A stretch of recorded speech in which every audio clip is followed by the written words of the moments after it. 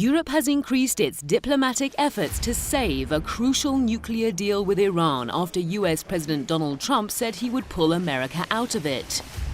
Iran's Foreign Minister Mohammad Zarif traveled to Brussels to discuss how the deal, the Joint Comprehensive Plan of Action or the JCPOA, can be preserved without the US.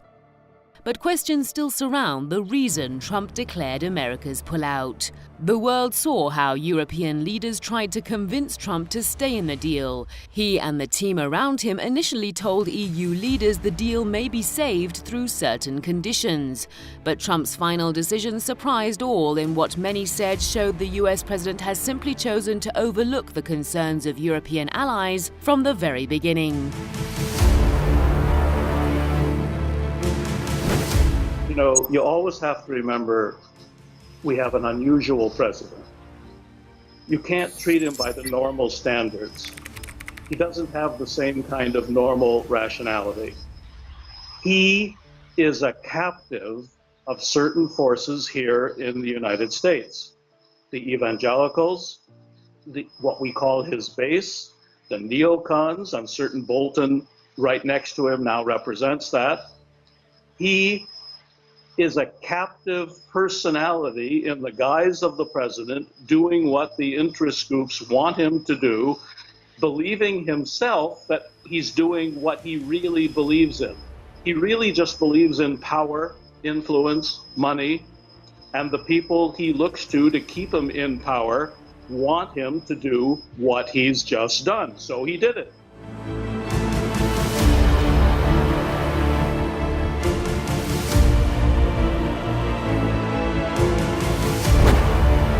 The Europeans spent months negotiating with the US on how to save the Iran nuclear deal, the JCPOA.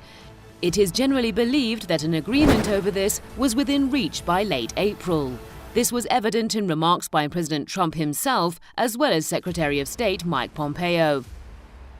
Top EU leaders traveled to Washington to meet President Trump to discuss this further. But as the media have been reporting lately, all came away with the feeling that Trump had not read the agreement they had prepared and perhaps was even unaware of the effort. And this appears to have already led to the formation of a feeling of anger among EU leaders toward US President Trump.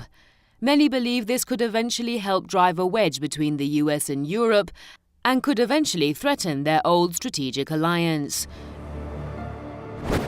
This wasn't an agreement between the United States and Iran. This was one of the most important international agreements of modern times. It was negotiated over a 2-year period in a multilateral way over and over again, and then it was endorsed by the UN Security Council unanimously. We've never had a situation like this. So, of course, the Europeans are embarrassed that they're so powerless, they're so insignificant, and the Americans are pushing them around, and a man who's mentally ill is President of the United States.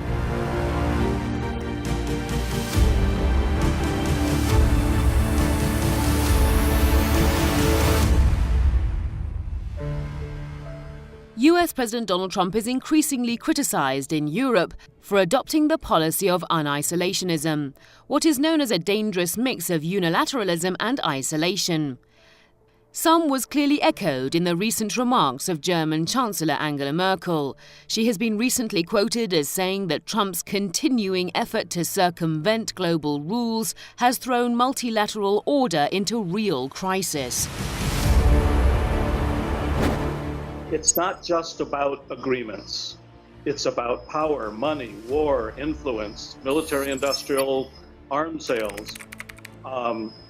We're in a pre-war situation. The Americans are not just doing to Iran what they're doing.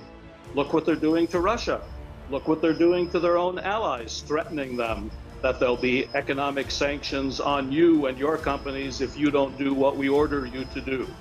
It appears that a consensus is gradually being formed among EU leaders that an old alliance with the United States under Trump is under threat like no other time. The Iran decision, in other words, is just the latest reason for the Europeans to conclude that the US is no longer a country that keeps its word and values its allies.